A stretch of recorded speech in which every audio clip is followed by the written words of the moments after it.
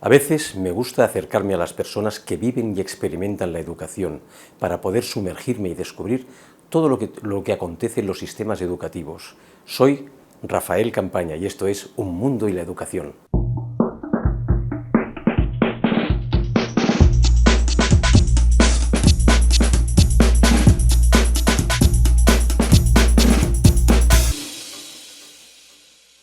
Bienvenidas y bienvenidos a Un Mundo y la Educación. Ya sabéis que este programa procura dar datos objetivos sobre el sistema educativo del país que estamos tratando, pero también de esos contextos sociales y económicos que hacen mucho más comprensible lo que está ocurriendo desde un punto de vista educativo en ese país. Bueno, antes de nada vamos a dar las gracias a todo el equipo de edición y producción, que es Eva y David, que nos hacen posible que estos contenidos suban cada semana a YouTube y nos nutran de esa información. Vamos a dar las gracias a todos los nuevos suscriptores del programa y a todos los comentarios que ya sabéis que cada semana intentamos entablar esta especie de conversación, porque vosotros podéis implementar temas, opiniones, y nosotros intentaremos nutrirnos también de esas opiniones. Muchísimas gracias. Hoy vamos a hablar de Portugal. Es un país que está situado al sur de Europa, está limítrofe con España, de unos 10 millones y medio aproximadamente de habitantes, y vamos a ver cómo es un país que desde el punto de vista del sistema educativo cada año genera algún tipo de mejora en los resultados, puesto que su alumnado, el alumnado de 15 años aproximadamente, en los exámenes PISA, que ya sabéis que se hacen anualmente estos exámenes, está situado por encima de la media de la OCDE, siendo un país económicamente un poco más, vamos a llamar, más pobre en toda Europa.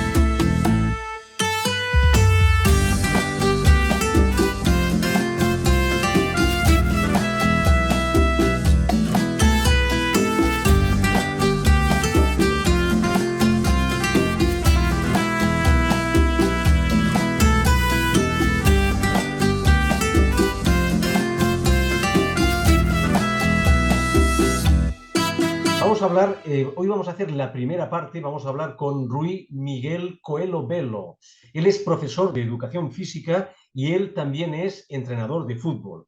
Él tiene estas dos facetas, tiene experiencia en los dos ámbitos y nos va a explicar, como he comentado, no solamente esos aspectos más objetivos, ¿no?, sino también esos aspectos más opinables, pero que ayudan un poco a entender esos sociales, económicos de ese país, y que ayudan a entender el por qué ese país cada año mejora significativamente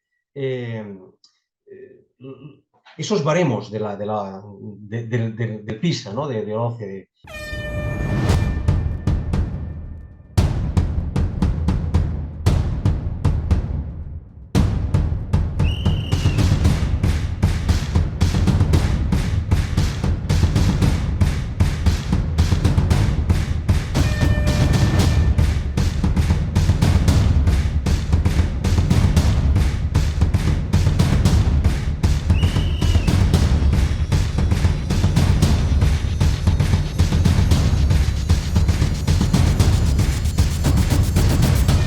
Rui Miguel Coelho Velo, bienvenido, muchísimas gracias por entrar en el mundo y la educación. Gracias.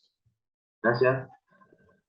Buenos días. Mira, la primera pregunta es, no sé si puedes explicarnos un poco la estructura de este sistema educativo portugués que nos sorprende a todos, puesto que es un país pequeño relativamente, pero que cada año pues tiene unos marcadores en las pruebas PISA bastante buenos, por encima de la media de la OCDE. No sé si puedes explicar un poco primero esta estructura del sistema educativo.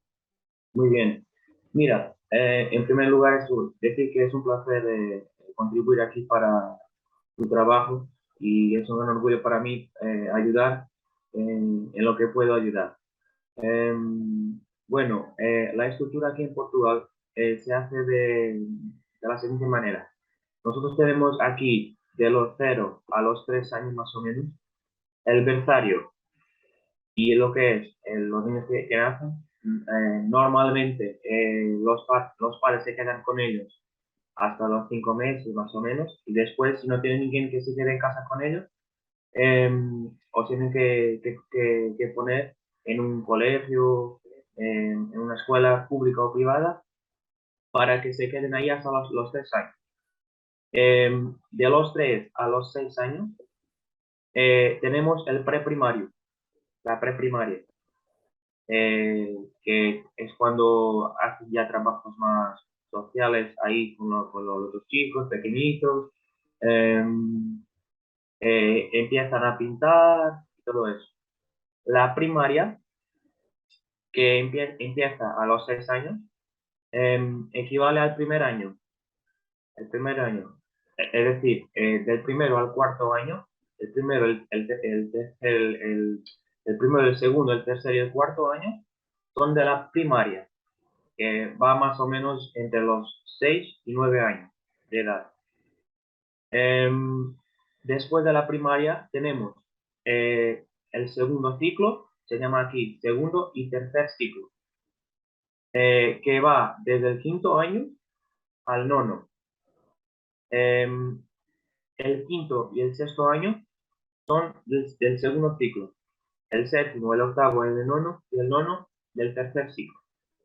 Y ahí el segundo y el tercer ciclo van entre más o menos los 10 años hasta los 15 más o menos.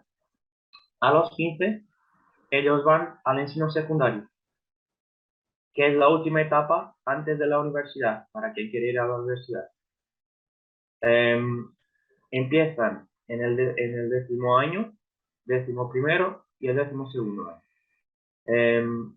Y ahí sí, ya empiezan, cuando van al ensino secundario al décimo, con 15 más o menos, 16 años, ya eligen una área más específica para lo que quieren proseguir en el futuro. Si quieren ir a la universidad, por ejemplo, tenemos las áreas de ciencias, de, de derecho, de abogacía, psicología, todo eso.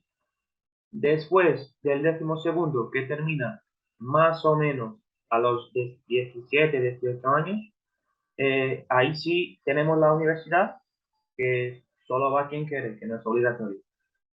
Y yo estoy hablando aquí en ese intervalo de edades, pero partiendo de un presupuesto que ningún alumno se queda retrasado, ¿entiendes?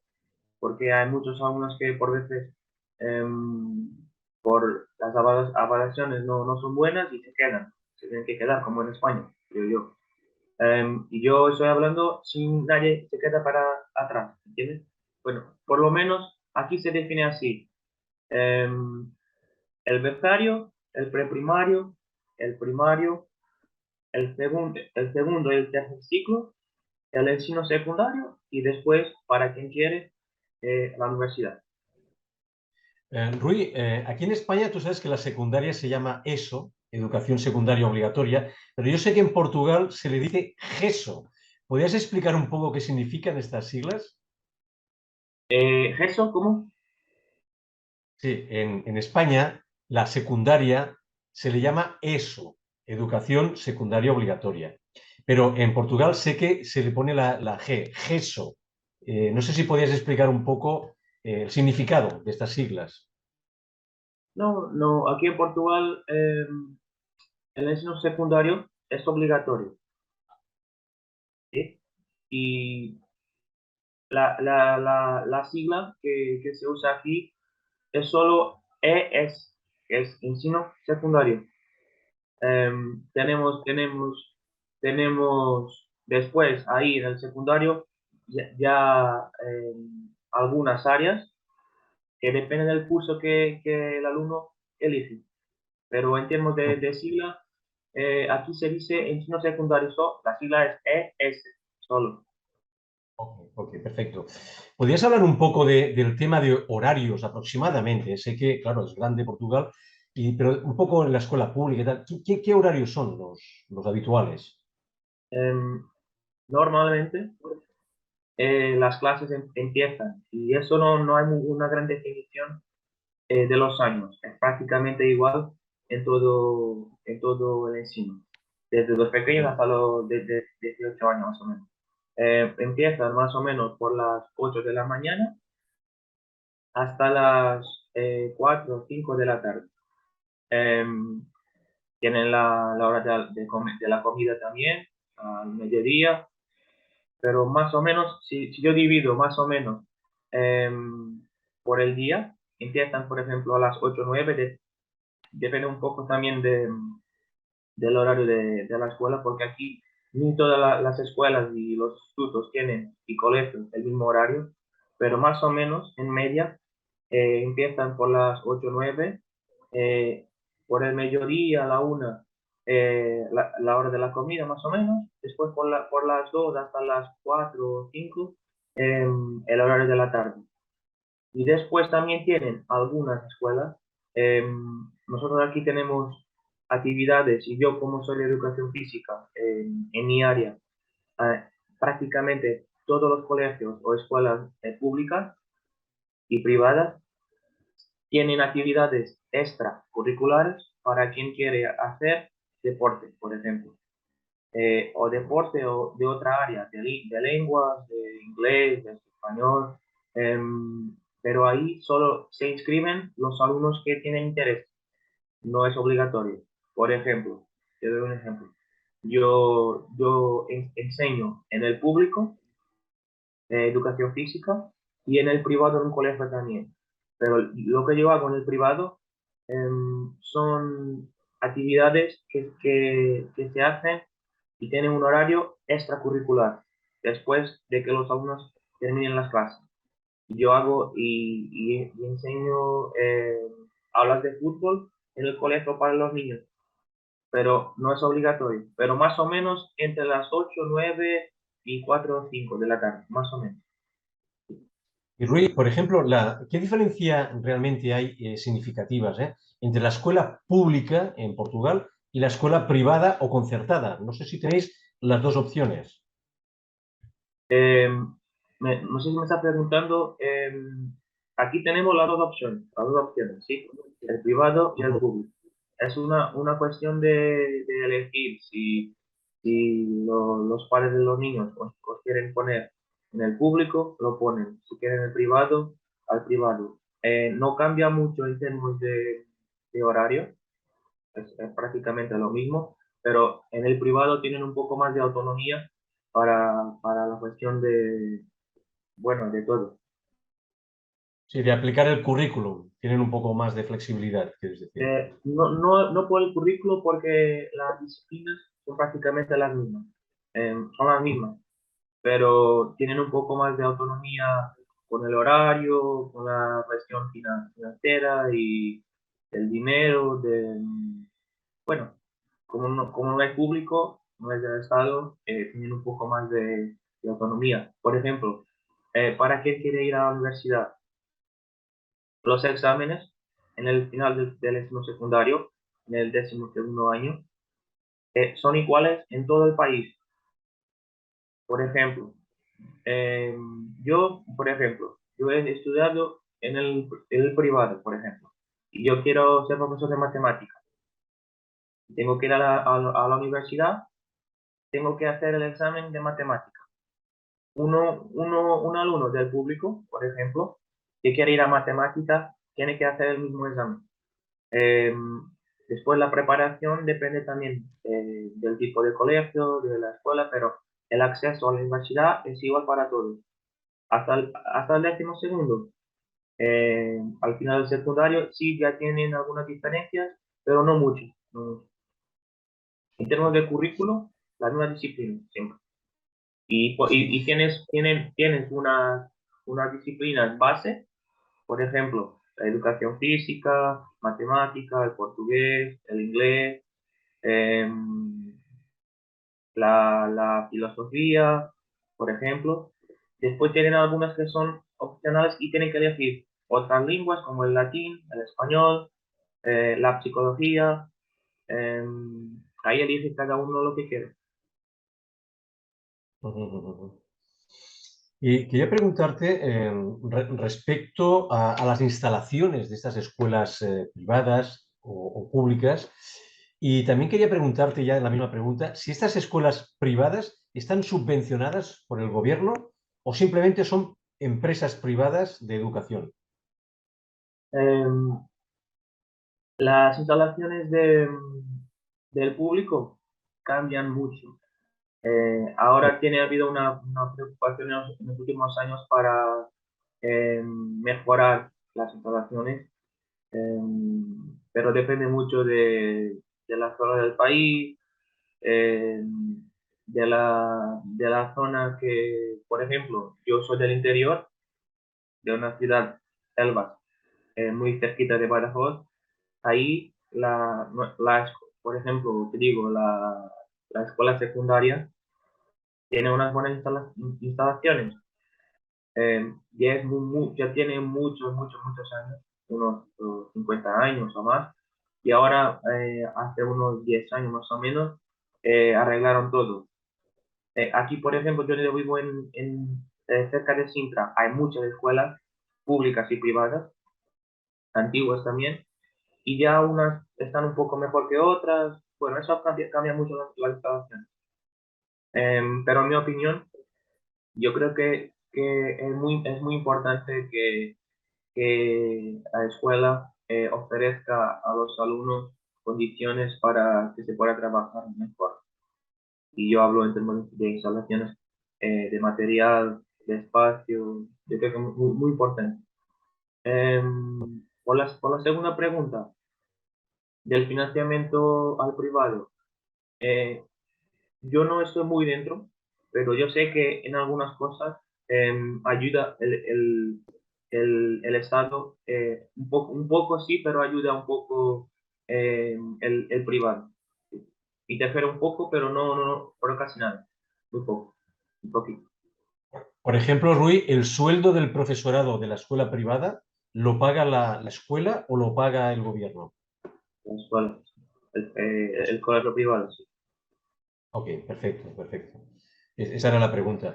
Y luego quería preguntarte respecto, por ejemplo, dentro de las instalaciones, ¿estas instalaciones están dotadas para asumir todas las nuevas tecnologías? Es decir, pizarras táctiles, proyectores, en fin, todo ese tipo de nuevas tecnologías que han irrumpido rápidamente.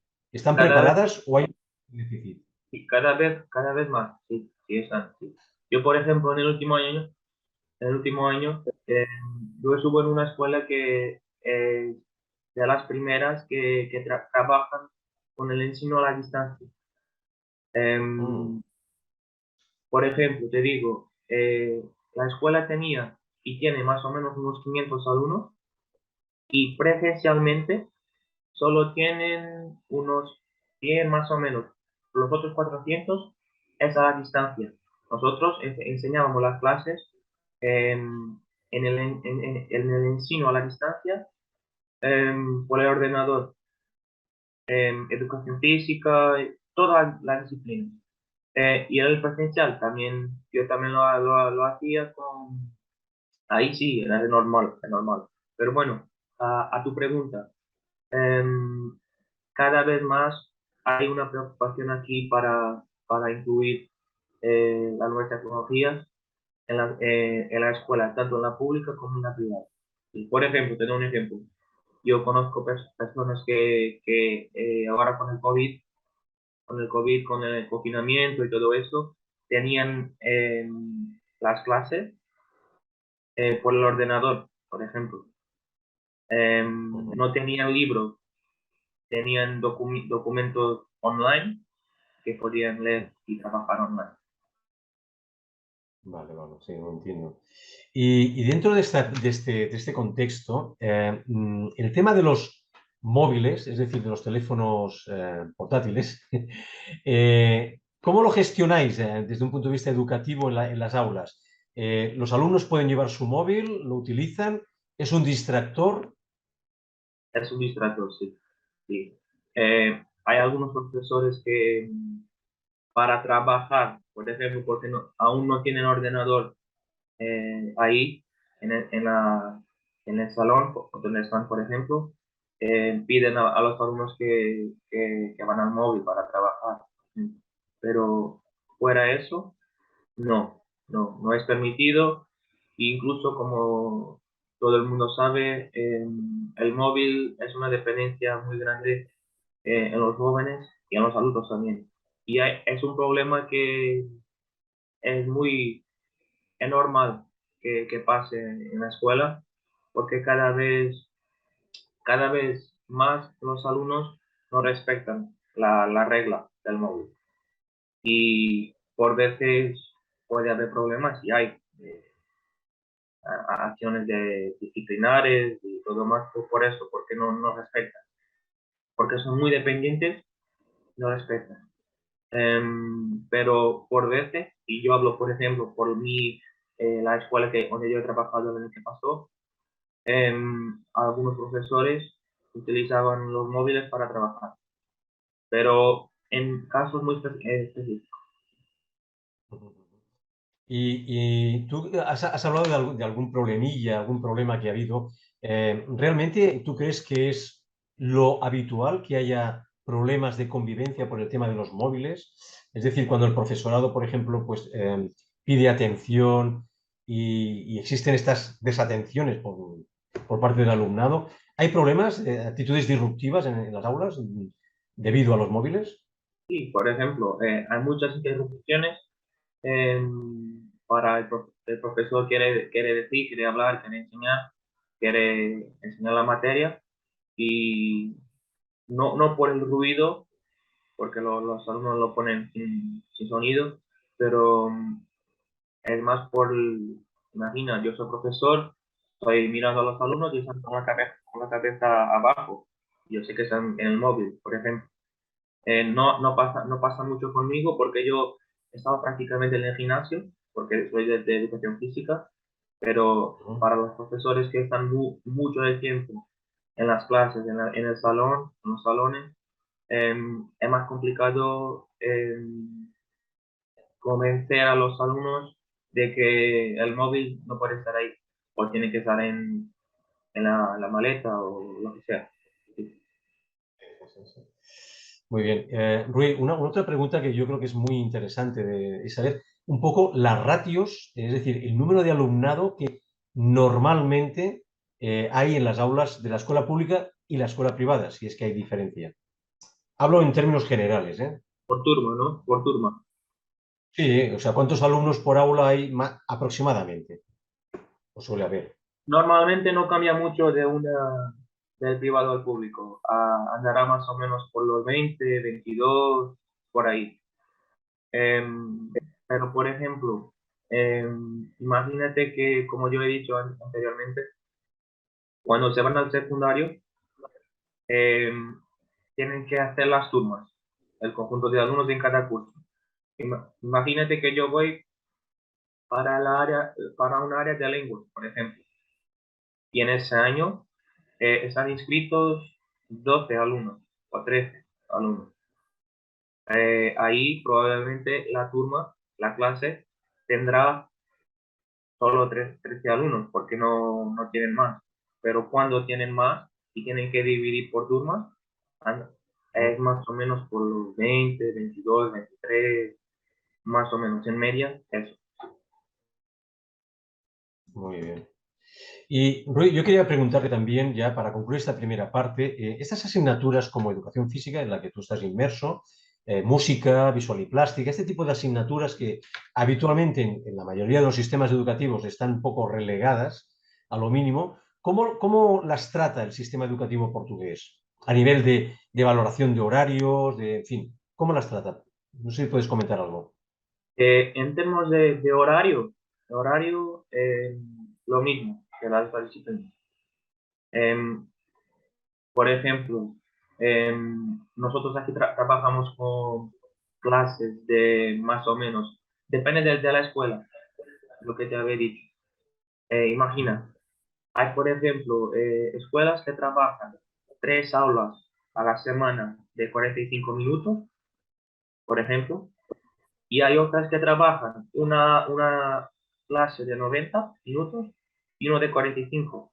Pero si vamos a ver, es el mismo tiempo, 45, 45, 45 o 90, 45. ¿Entiendes lo que te digo? Más o menos son tres aulas, 2 aulas por semana en educación física, con la música y con la educación visual, tecnológica, de trabajos manuales, por ejemplo. Yo no sé cómo es, pero debe de ser muy, muy, muy parecido, muy parecido. Sí.